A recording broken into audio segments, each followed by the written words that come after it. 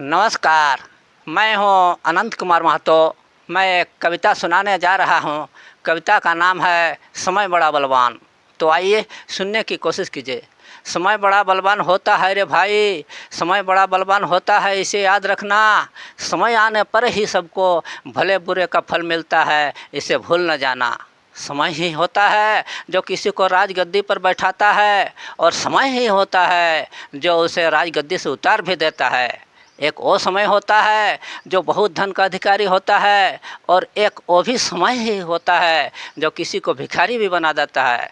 हे मानव, समय का चक्र बड़ा बलवान होता है, इसे याद रखना। समय आने पर ही सबको उचित सज़ा मिलता है, इसे भूल न जाना।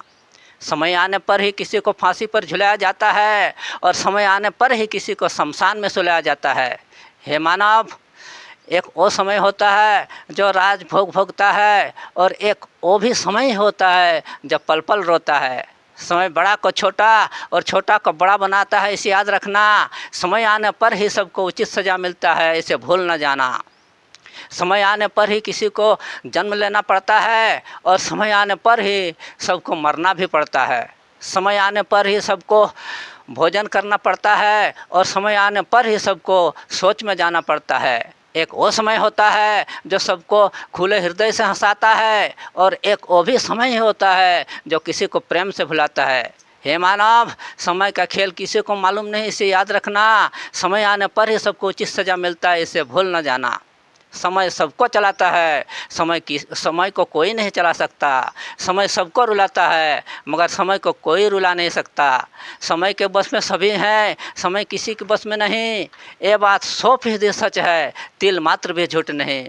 समय का चक्र चलायमान है विधि के विधान अनुसार। हम सभी जीव जगत को चलना पड़ता है उसी के नियमानुसार। हे मानव, समय के अनुसार अपने को भी चलाना, इसी में भलाई है, याद रखना। समय आने पर ही सबको भले बुरे का फल मिलता है, इसे भूल न जाना।